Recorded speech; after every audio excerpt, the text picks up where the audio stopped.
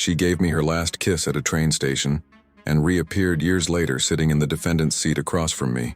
I had no idea that after all those years, the next time I would see her face would be there, sitting in the defendant's seat, handcuffed, with a hollow look in her eyes. Time stood still. My past, my guilt, and my first love were all right there, waiting for me to pass judgment. Literally. It all happened on a seemingly ordinary day, one of those that begins with lukewarm coffee and a head full of deadlines. I arrived at the courthouse at 8:30 in the morning as usual. The session was scheduled for 9 o'clock. A new case, aggravated robbery, criminal association, resisting arrest. Nothing I hadn't seen before. At least that's what I thought. My name is Diego. I am 36 years old, and I am a criminal defense attorney. I grew up surrounded by law books, listening to my father lecture about jurisprudence and professional ethics at dinner. Choosing this profession wasn't exactly a decision. It was a natural path. The predictability of my life was almost comforting, until that moment. At the courthouse reception, I received the physical case file. I quickly flipped through it while climbing the stairs 2 steps at a time. Defendant's name, Camila Duarte. Right then, I felt a chill in my stomach, a dry tightness in my throat. Part of me thought it was a coincidence, a common name perhaps. But when I entered the courtroom, reality hit me hard. She was there, sitting in the defendant's seat, handcuffs on her wrists, simple worn clothes, hair carelessly tied back, pale face, but her eyes, they were the same eyes that once told me freedom was more important than any plan, the same ones that once looked at me as if I were shelter. Camila.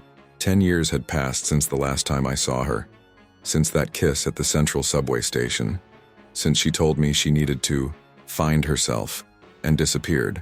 There, in that courtroom, where so many defendants had sat before me, I couldn't move. The voices around became muffled. The pen slipped from my hand. The judge entered. The prosecutor began her speech, but I heard nothing. I only saw Camila. She didn't see me immediately, or pretended not to. She kept her eyes fixed on the floor, her jaw locked. She was pale, with deep dark circles, her shoulders hunched as if she wanted to disappear. During the break, I asked to speak with the defendant. I used my badge and my authority as the public defender assigned to the case. When the door of the small room closed behind us, I took a deep breath. She looked at me, and then she spoke. "You?" Just that. One word, but loaded with weight, astonishment, exhaustion. I choked. "Camila, what happened to you?" She looked away as if the fluorescent light in the room was too strong to face. "You shouldn't be here," she said, in a low voice, without emotion. "Maybe I should. Maybe that's exactly why I'm here. I'm not that person anymore," she replied, crossing her arms and looking at the corner of the wall. "Neither am I, but that doesn't matter now. You need a defender, and I'm the only person here who won't treat you as just another case." She gave a short laugh without humor. She looked at me as if she wanted to say everything and nothing at the same time. "You don't owe me anything, Diego, but I do, to myself, for letting you go, for not running after you at that station, for choosing the easier path." She remained silent, a painful, thick silence, a silence that only exists between people who have truly loved each other. The staff member knocked on the door. The break time was over, but in that instant a part of time had already been rebuilt between us. I returned to the courtroom different.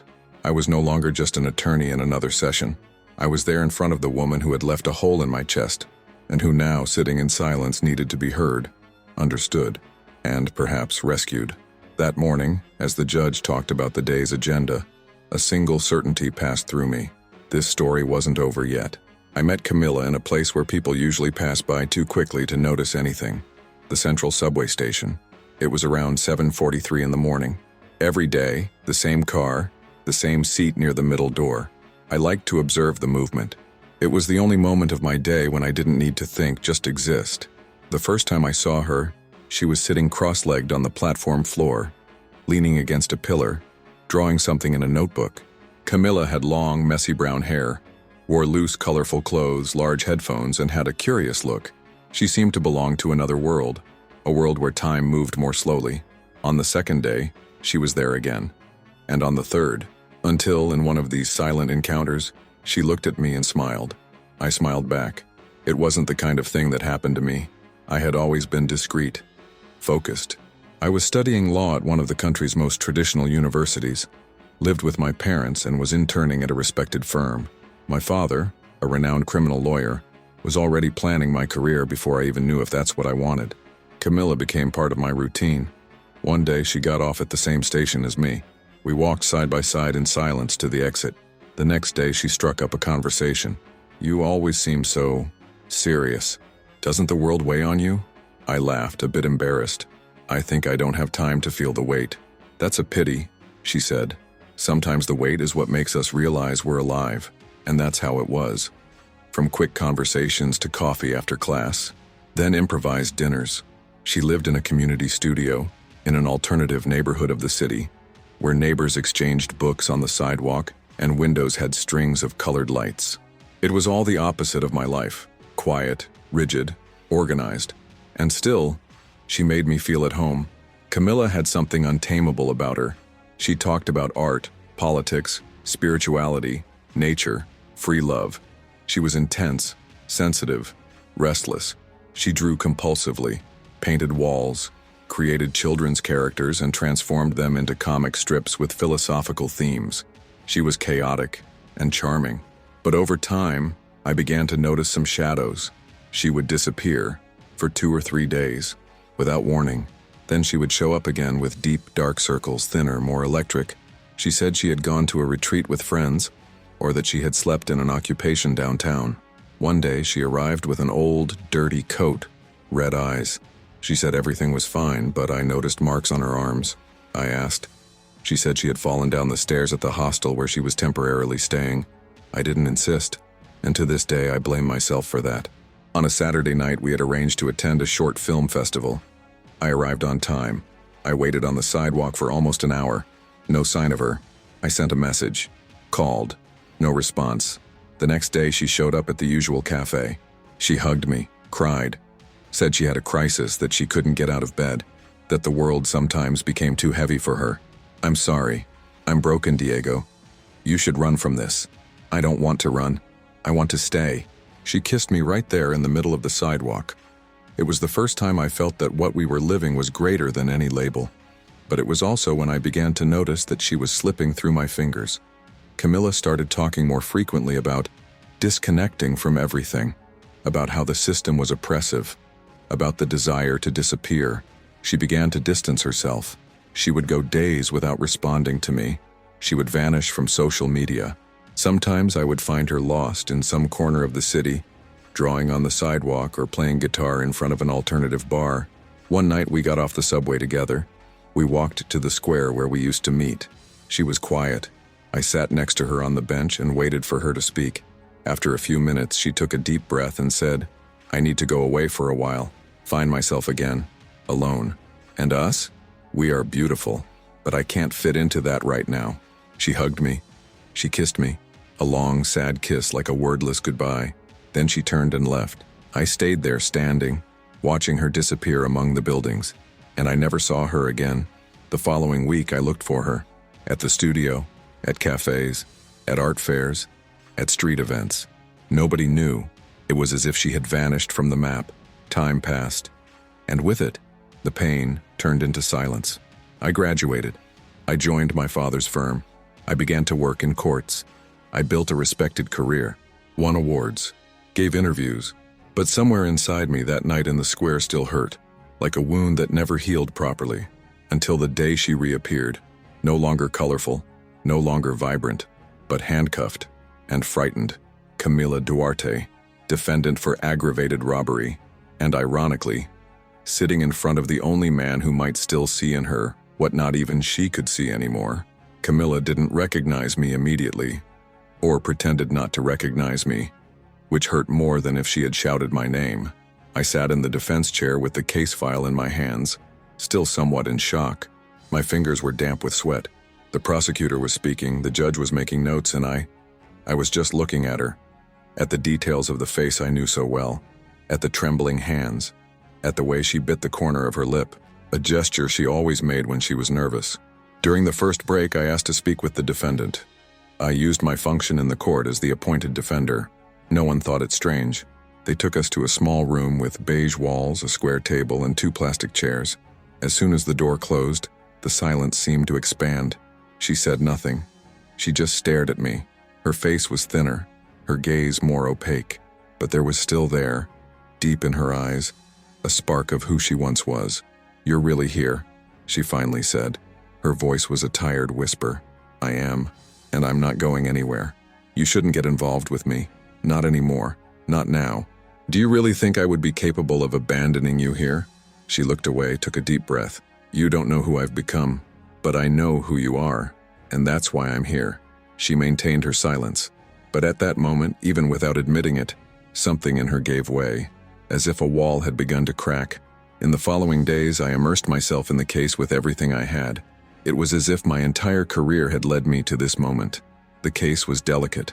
Camila had been caught in the act with two men, both with a history of involvement in robberies. Attempted robbery of a convenience store. Security cameras had recorded the action, but her image was peripheral. She wasn't holding a weapon. She didn't seem to be leading anything, but still, she had been indicted with the same weight as the other two. The prosecutor was meticulous, cold. She used phrases like recidivist behavior, criminal connivance, character deviation, but I knew Camila wasn't any of that. I knew, and I needed to prove it. I returned to the cell where she was awaiting trial. I brought a folder with documents. She received me sitting on the floor, hugging her knees. The cell was damp, with a small, high window through which a yellowish ray of light entered. She seemed smaller than I remembered. "Are you eating?" I asked, concerned. She shrugged. "I do what I can.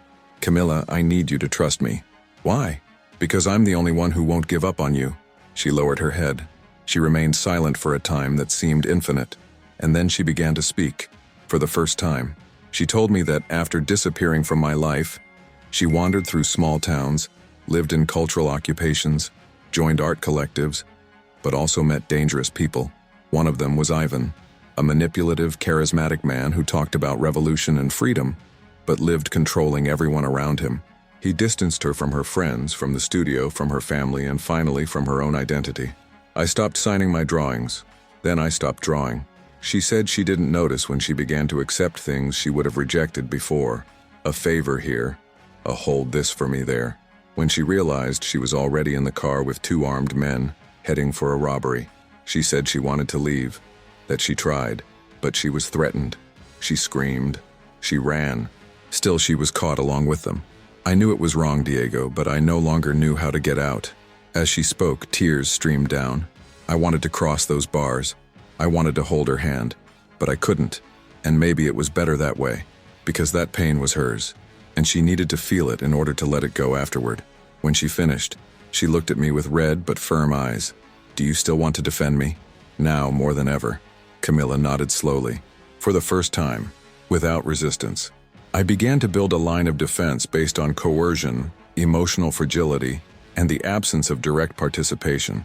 I gathered testimonies from old friends, recovered records of art exhibitions in which she participated, retrieved old posts where she talked about social projects. I brought drawings. I brought traces of who she was. The prosecution tried to disqualify everything, said it was an attempt at victimization, but I knew that look. I knew that woman. In the new hearing, Camila entered the room differently, still with her head down, but without that resignation from the beginning. She now knew there was someone on her side, and that made a difference. When I stood up to speak, the words came from the deepest place in my chest. "Your Honor, this woman is not a criminal. She is a survivor of a cycle of emotional violence, psychological manipulation, social abandonment. What she needs is not prison. It's a second chance." Camila didn't cry, but she took a deep breath, for the first time in peace. The judge granted provisional freedom on a cloudy morning, one of those where the sky seems to weigh on the shoulders of the city. Camila left the detention center wearing clothes that a social worker had donated. They were clean but too loose for her thin body. She carried a plastic bag with her belongings and still had a lost look, like someone who doesn't know if they've woken up from a nightmare or are about to fall into another. I was waiting for her outside, in silence. I just opened the car door and handed her a coat to cover herself. It was cold. She got in without saying a word. On the way to my house, she rested her forehead on the window. The city passed in the background like an old movie. Camila seemed to be returning from an internal exile. I prepared the guest room with clean sheets and a small note on the door. "You have a place." now and always. During the first few days, she hardly spoke. She would spend hours sitting by the window, compulsively drawing. She would use anything: bread paper, old envelopes, pages torn from an old notebook. The drawings came in series: faces of crying women, figures with blindfolded eyes, outstretched hands trying to break invisible bars. It was raw, urgent art. It was pain transformed into lines. Sometimes at night I would hear her crying.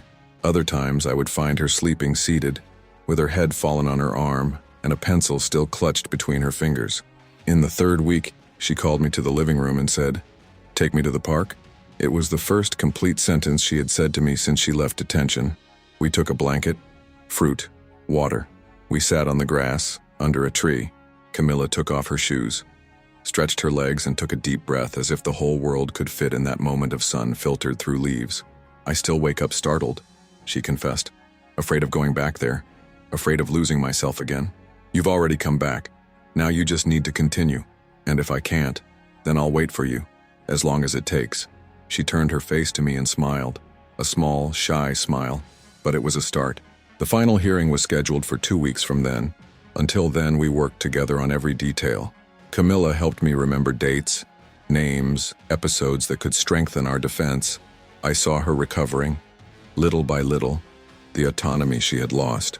The fragile and disoriented woman who left the hearing in handcuffs now walked with her head held high, even though she still trembled inside. On the eve of the hearing, she called me to her room. "Diego, if everything goes wrong tomorrow, thank you for everything. It won't go wrong. But if it does," she insisted, "I want you to know that finding you again was the most beautiful thing that happened to me in years, and that I still carry a lot of what we lived, even after so much time." I just hugged her, strong, firm, like someone holding someone who's trying to stand on their own inside. We arrived at the courthouse at 8 o'clock in the morning. The room was full, some journalists in the back, curious about the case involving a former artist and an alleged urban crime network. Camila wore a simple dark blue dress, hair tied back, clean face. She had a notebook in her hands, not for drawing, but as a kind of shield. I could see the nervousness in every movement, but she remained standing. The prosecutor began her argument with mathematical coldness. She spoke of recidivism, association, evidence. She used words like manipulative, calculating, cold. I listened and felt my jaw tense. When my turn came, I took a deep breath. "Your Honor," I began with a firm voice, "what is on trial here is not just an offense. It's a story of survival. Camila Duarte is not a threat. She is a woman who was manipulated, isolated, and crushed by a cycle that takes the sparkle out of the eyes of those who feel the most." I brought copies of drawings, letters from former teachers, testimonies from art colleagues. I argued based on emotional coercion, the absence of criminal records, and the legitimate attempt at personal reconstruction. I didn't speak just as a lawyer. I spoke as someone who knew that woman before the chaos and who believed in the possibility of return. Finally, Camila was called to speak. Her voice came out weak, but clear. "I made mistakes, many mistakes, but I'm not evil. I just got lost, and I'm trying every day to find my way back. I don't ask for mercy. I just ask for a chance to keep trying." The judge asked for a break before giving the sentence. Camila and I sat in silence.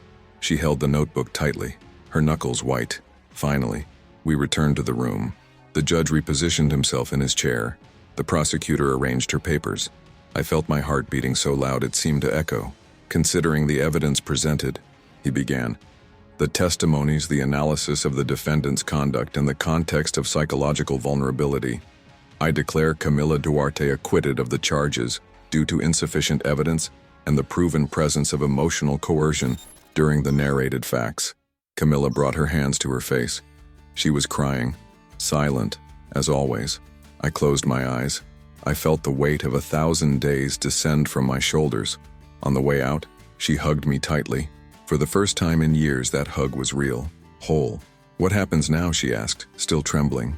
I smiled. "Now we start over, slowly, but together." A year has passed since the trial. Camila didn't come back to live with me, and I didn't insist. She rented a small studio downtown near a cultural cooperative where she began to give art workshops to teenagers in vulnerable situations. She said she needed time, space, autonomy, She needed to find herself again, but this time on her own feet, without being carried by anyone. And I understood. Because part of loving is knowing not to hold on.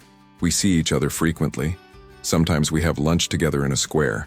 Other times she invites me for tea on the balcony of her studio while she shows me her new drawings, which now have color again. Sometimes we stay in silence for long minutes, and that's comfortable too. Because after everything, the silence between us is not empty. It's presence. She started signing her works again. She's participating in a new exhibition. For the first time, I saw her name printed on a poster. Camila Duarte. Fragments that rebuild. I remember standing in front of that poster for a few minutes. I smiled, and I felt a silent joy, the kind that doesn't need to be spoken aloud. We're not dating. We're not just friends either. We're something that can't be explained. It doesn't need to be defined. It is what it is. Sometimes we sleep together. Other times we go days without seeing each other. She's still restless. I'm still structured, but there's an invisible thread that keeps us connected, even when we don't talk. A kind of alliance without an alliance. Recently she asked me, "Do you think we'll end up together?" I answered without thinking, "We already are." She laughed, rested her head on my shoulder and stayed there. And in that instant I knew I was right. I've changed. She has too. And we're not the same as before. But we are, somehow, better. What happened to Camila could have happened to anyone. And perhaps that's the most important thing about everything I've lived through. The world is quick to label, judge, exclude, but slow to understand, to listen, to give a second chance. And justice, truly, begins when someone decides to listen before condemning. I learned that it's not always possible to save those we love, but sometimes just being there is enough for the person themselves to decide to be saved, in their own time, at their own pace. And when that happens, the reunion is more beautiful than any script. And now, it is up to you. Perhaps you have someone in your life who got lost along the way. Perhaps that someone is yourself. This story is not about heroes, nor about perfect endings. It is about presence, about hope, about the kind of love that resists time, silences, and even mistakes. If this story touched you in some way, share it. Someone might be waiting for exactly this to believe that there is still time. And now I ask you, have you ever reconnected with someone who seemed lost? What would you say today if you had that chance? Write it here in the comments. I will read them all. And who knows, you might begin today, your next chapter.